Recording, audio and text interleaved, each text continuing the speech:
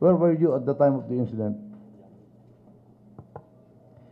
Mr. Speaker, Chairman, I was I was on my way home at that time, but around 2-3 minutes after, I received a call. Sir, we are under attack. So with that, I said, go after, institute or execute our evacuation and emergency protocols, inform the PNP, I'll be there. Can you educate us about your protocols?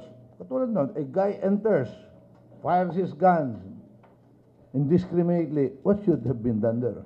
We don't see anything, sort of a reaction on the part of your in-house, because you are Chief Safety, Security, and Surveillance Officer. So what should be the protocol there? You already, it's surprising that how many cameras do you have? Thousands of cameras. You have monitors, and you saw that there was only one perpetrator moving around freely inside the facility, but we do not see any response on the part of in-house security. Thank you for your question. If you will go back to the footage and the narration of the incidents, Your Honor, at 12:11, the gunman bypassed a metal detector. Our security personnel deployed the rat, attempted to stop him, but the assailant managed still to overpower the security. It's obviously a far superior force being executed by a perceived terrorist, and at that time, people were already starting to panic. Some were even shouting, ISIS, ISIS. With these assumptions at that point, we immediately realized that it's beyond our capacity already. That's why within 1 minute, and that can be established, we immediately notified PNP for reinforcement. Even then, we have been acting with what we have. Following our security protocols. Hold it. How many do you have? At that time, we have the emergency response team. At a given point in time, how many security personnel should you have? We have around 100 external, and we approximately have 150 for internal. So you deployed all over. At a given time? Total 250 at any given I'm asking time. you at a given, so there were 150 internal security at the time. Around that 200. Around that 200. much. And there was only one malefactor there. And you felt that it was a superior force against your 200? Your Honor, at that time, again, people were shouting and scrambling, ISIS, ISIS. No, and then, hold it. You have monitors. You have monitors, you're watching. What time did you get to the hotel? By the way, what time did you arrive at the hotel? I arrived probably between 12:15 to 12:30, around that time. At this time, you are not even sure, probably, that 37 people lost their lives in a facility where you are the head of safety and security, and you tell us here, probably? Around, I'm sure I'm within that period, Your Honor. The footage, if you will play. Let me focus on you first. What did you do? Where did you head? Where did you go proceed? I immediately went to the area. Okay. In your table of organization, you are the highest in charge of security. You're correct, Your Honor. May I know what your background is in the first place to be head of security of such establishment where billions of money and thousands of people are there? Your Honor, I've been a practitioner for almost a security practitioner for more than 10 years already. I'm a certified protection professional. It's a board certification. I passed, and then I'm also experienced. No police or military background? I have, in my early years, I had short stint training. ROTC or PMT? O Boy Scout? Maski and you know where I'm heading to. under the leadership of the Speaker, instructions of the Speaker to me, we will review Republic Act 9487 with them in view of amending it and repealing altogether PD 1869. You know, gambling is prohibited in the country, but by a presidential decree, the power was delegated by a decree to PAGCOR to have the sole authority to authorize, license, regulate gambling. That should not be allowed. That should only be a congressional grant of franchise. But now they have this carte blanche, and we are not even privy anymore. Any Dick, Harry, and Tom come here, and they're allowed to run casinos, operate casinos. Worse, PAGCOR is also operating. So, PAGCOR is an operator, it is a regulator, it is a licensor. Parang chapsoy na yan eh. So, by directive of the Speaker, we will file a bill to... so, in your hiring requirements, you have 12,000 people there. And Mr. Gomez says that he has 10 years training. We feel insecure. We thought you should have a more qualified and a person. I'm not demeaning your personal status, but we would want to believe that somebody was training and everything and all of this matters. So, tell us, because, you know, we lost life here. What did you do? If I may just Yes, sir. explain further my background and our organizational structure. Prior to my joining Research World, I also have been part of LaSalle Group as director as well for 6 years, and Director for of what? Safety and Security.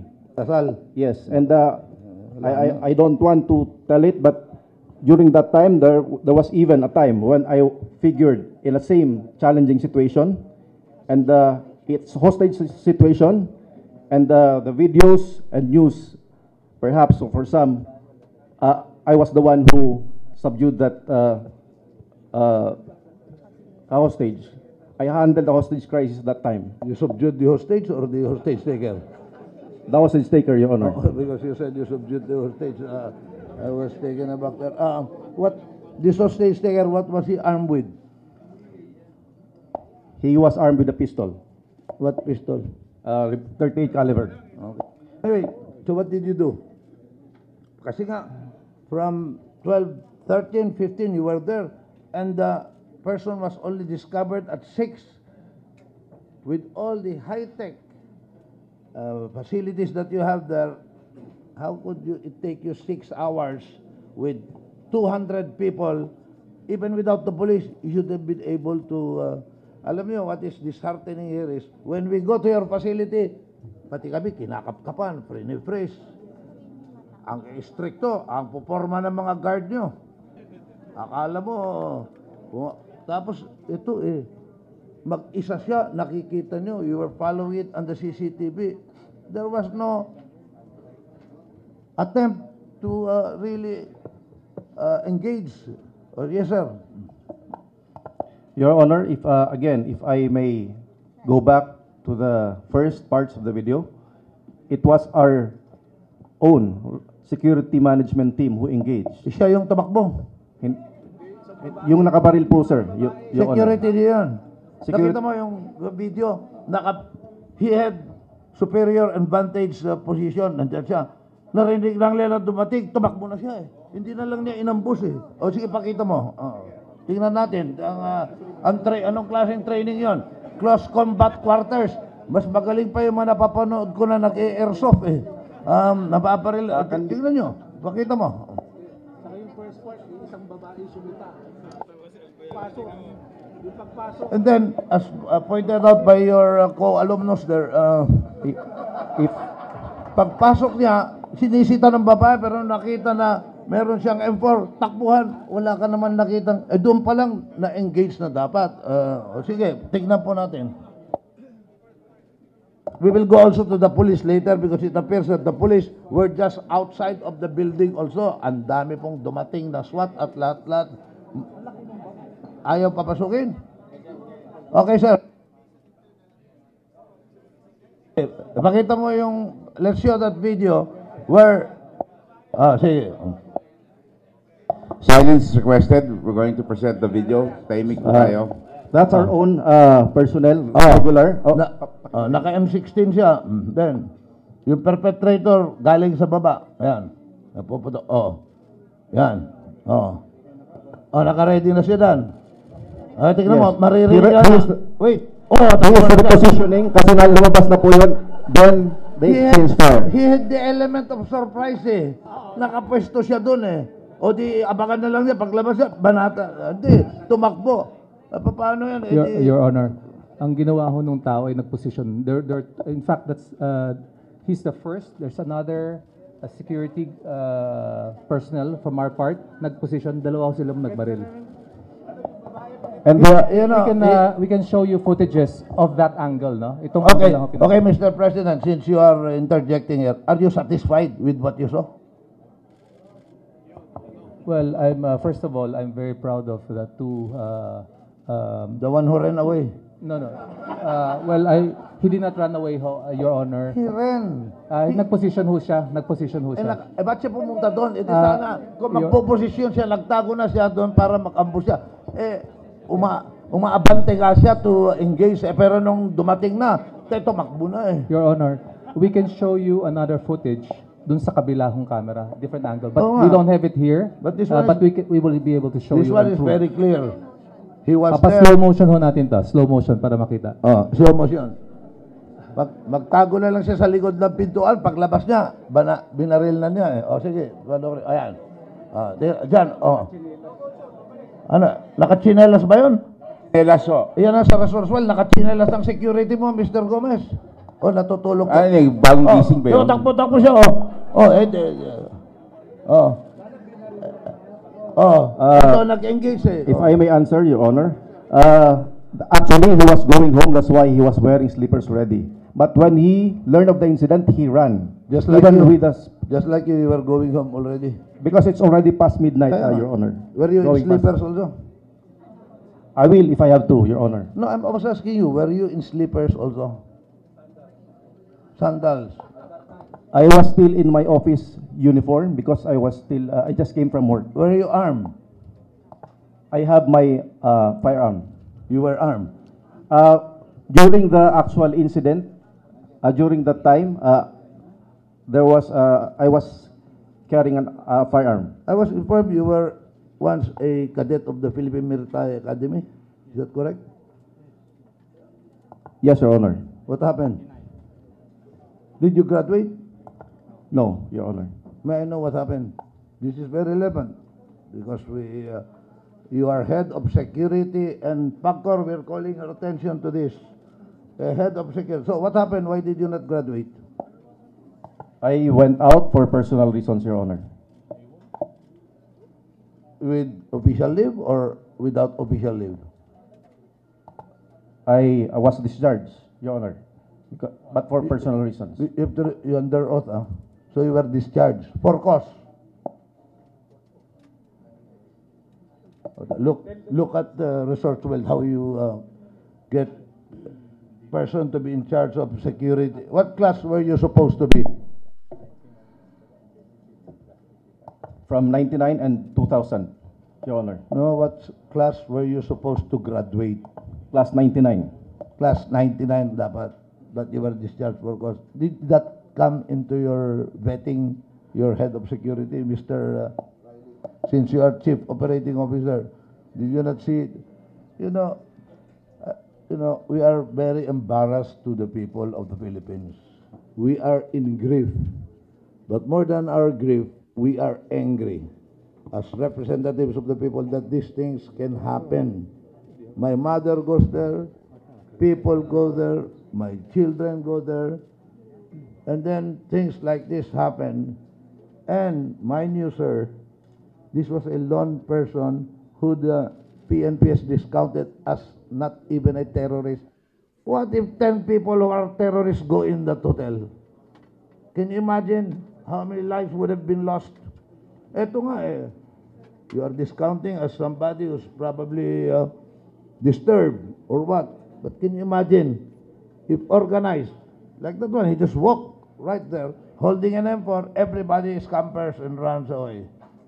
What more if organized group of terrorists go in there and martial law has been proclaimed in Mindanao. We know what's happening. In fact, it has been bruited about that the president was even considering expanding it. Yet, what we see in your hotel is lax security, laxer reaction, because he was roaming around, burning tables for 1 hour. You tell me, Mr. Riley, real time, the one in the monitor room could follow everywhere he goes, right? That is correct. Yes, but no pursuit was done. And that is it's correct. You have cameras everywhere. Yet nobody stopped him. He kept on burning things and all of these Your Honor? things. Yes, sir. If I may inject Your Honor, please. Yes. With regards to Mr. Gomez, one of my colleagues, Silence. may I just answer a couple of points? First of all, he's being questioned about his professional qualification.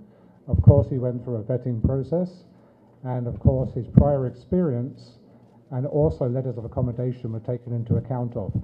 Please understand that Mr. Gomez is not just one man. Behind him, he also has retired generals and other professionals who make up the security team. So not just one person, a retired colonel, who make up the security team. Yes, sir. May we have a table of your organization as to the security component, list of equipment that they have, list of firearms that they have, because and tour of duty of because you know we get things from the telephone, people feeding all of this. I would not have known that you were a PMA cadet if people did not text us. So how? We also heard that this guy came through a taxi cab. Is that correct, Mr. Gomez? That is correct, Your Honor. So where did he alight from? A taxi cab, pwede ba yan sa parking? Hindi, ano? He alighted at the drop-off area of the elevator parking building. Have you located the taxi driver? Police, nakuha na? Ano naman, I'm sure you conducted investigation, Director? Sir. Nakausap niyo na yung driver? Yes, sir. That As actually... to, paano, ano naman ang kwentuhan nila nung papunta doon? Galit ba siya? O pumipito-pito doon? O may tinawagan ba siya? Mga ganon. Have you conducted investigation on this level? None of that, Your Honor.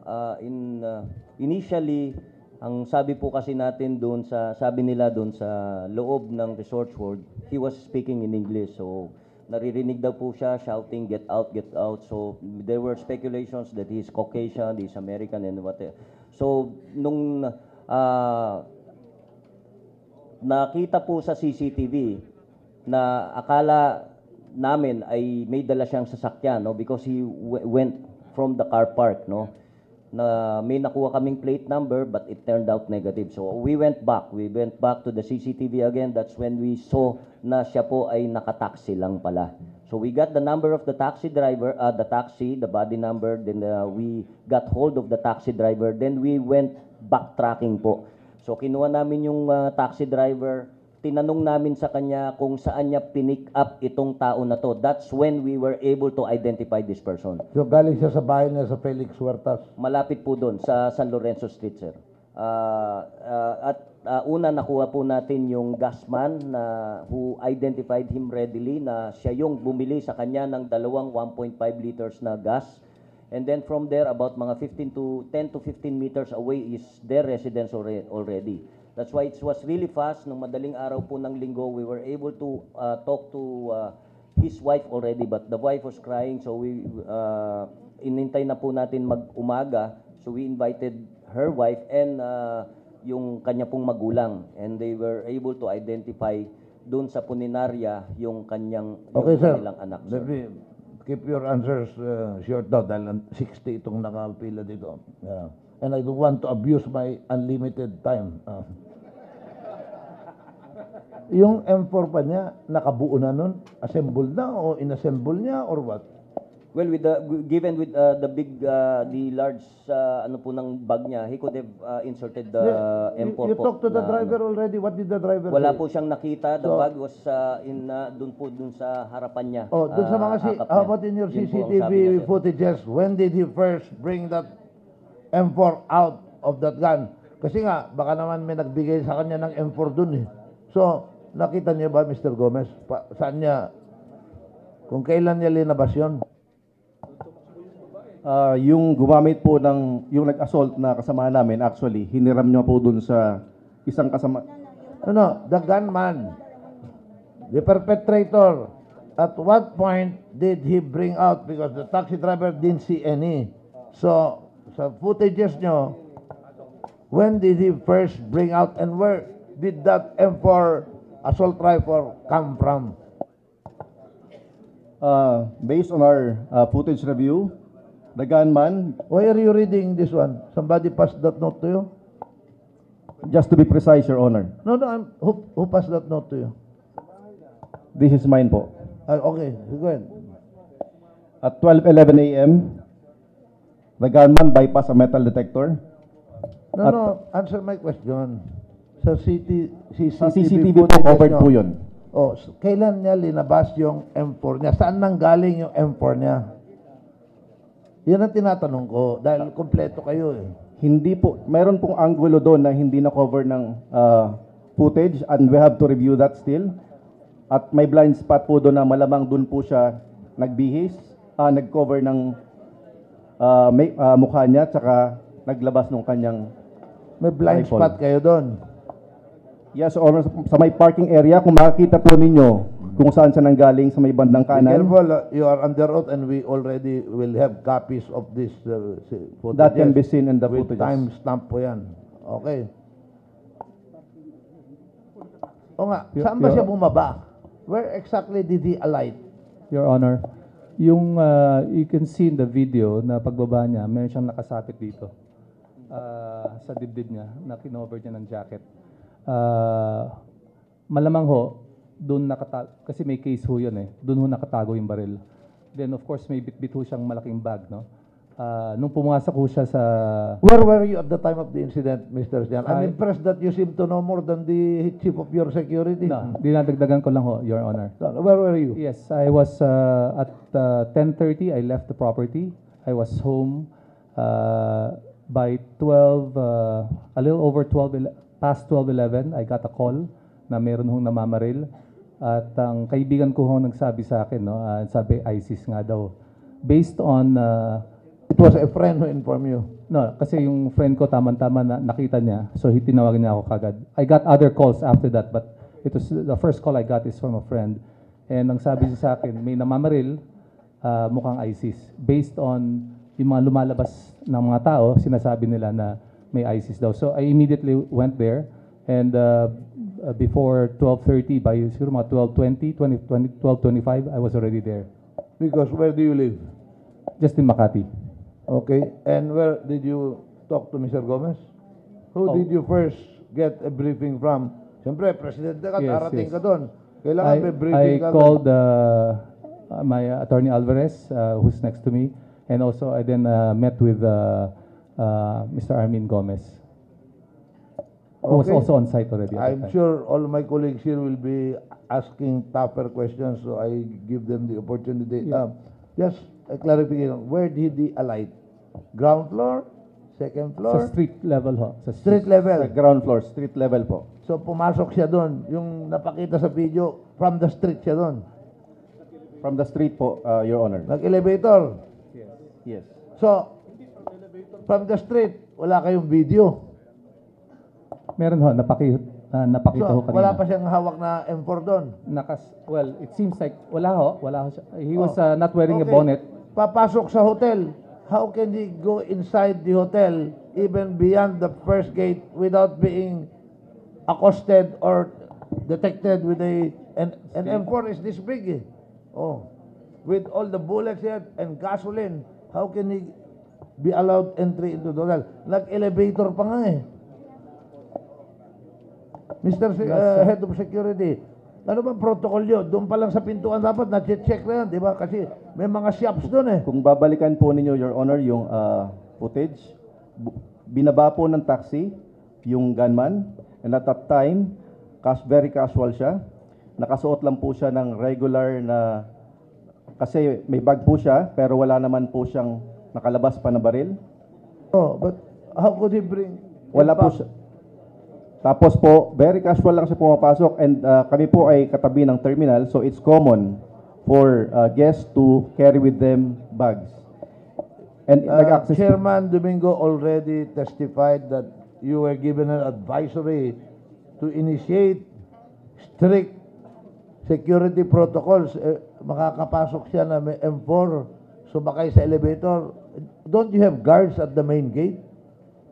We have Meron po kaming mga gwardya, Your Honor. Pero again, looking back even at the footage, nung binaba po siya, kalmado lang po siya naglakad at obviously determined po siya. Hindi nga.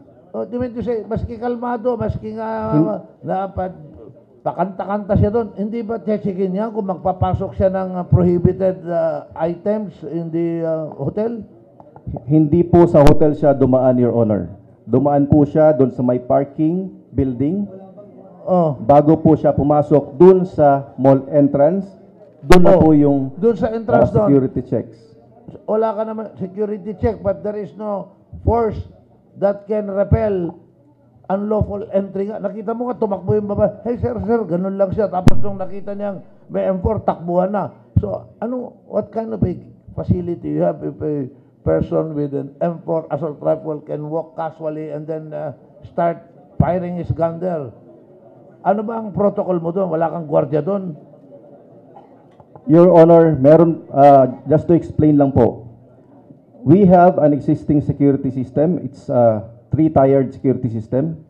It's called defense in depth as well. My first layer, nandun po yung perimeter security, nag-assist sila sa mga dumadaang mga taxi. Sila po fully armed. The second layer, yun na po yung sa may mall area na security with a walk-through metal detector. At yung third, yung po yung sa may casino area. Now, nung panahon po na bumaba yung gunman doon sa may ground floor, ay very casual po siya, kaya even yung nakadeploy na security personnel with arms, hindi niya napansin dahil nasumabay siya doon sa mga guests papunta sa loob ng building. So, Mr. Chairman, the chairperson Domingo seems to We will, Chairman Domingo, you are recognized on the request of our majority floor leader. Yes, sir. If you will look at the footage that they showed, even inside the elevator, this person is already putting his mask. He's already putting his bonnet. And they were able to monitor that. I think that there's no ifs and buts about it, but talagang kulang na kulang ang security dun sa papunta dun sa mall. Talaga naman. It's not even Halloween. And even at the parking lot where he was bringing 3 big heavy bags. So, and then at the elevator, naglagay na siya nung kanyang mask naglagay na siya kanyang bonnet. Paglabas sa elevator, Mapakita mo mamaya, ma'am. Now, ma'am, on your point side also, you stated a while ago that they voluntarily suspended operation. Why did they have to do it voluntarily and not you by regulation, ma'am? You should have suspended it immediately. Why should it be like they are the ones benevolent in doing that? Parang, kami pa, what about PAGCOR, which is the licensing authority? Yes, but because they voluntarily suspended, there was nothing more for us to suspend. Because you did not suspend They're right away. already When that incident happened, ma'am, you No, should have... They did. They suspended right after Friday. They gave us a copy. Oh, and, but other still, than- ma'am, for the record, you should have issued a revocation